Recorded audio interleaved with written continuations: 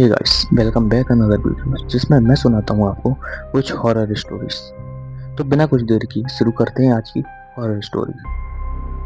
मेरा नाम अमन है और मैं गर्मियों की छुट्टियों में हर साल की तरह इस बार भी अपनी नानी के यहाँ घूमने गया था।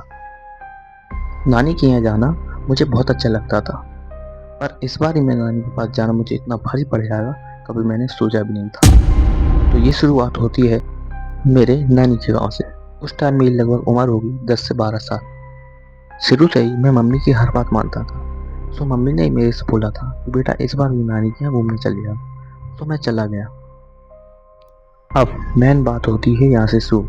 मैं जा रहा था खेलने अपने दोस्तों के साथ, तो नानी ने मेरे से बोला कि बेटा कहीं भी खेलो पर उस कच्चे रास्ते पे मत जाना। अब मुझे पता नहीं था, फिर भी मैंने बोल दिया कि हाँ नानी मैं नहीं जाऊँगा।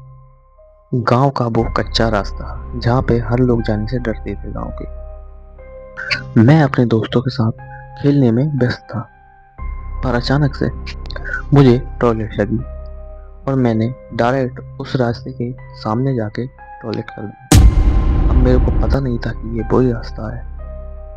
अब मेरी नजर जाती है उस सुनसान कच्चे रास्ते पे, जिसमें मैं देखता हूँ कि कोई बूढ़ी अम्मा उसमें से पेड़ काट रही है और मेरी तरफ देखकर मुझे अपने पास बुलाने लगी। ये देखकर मैं उसके जैसे ही पास गया, उसे देखकर मेरे रोंगटे खड़े हो गए।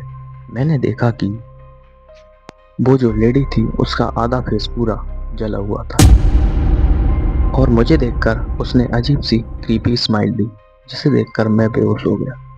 और जब मेरी आंख खुली तो मैं अपनी नानी के घर बेड पे था। ये सब इंसिडेंट के बाद मुझे जरा सा भी होश नहीं था। इस इंसिडेंट के बाद नानी ने मुझे तुरंत ही अपने घर भिजा दिया और ना कुछ बताया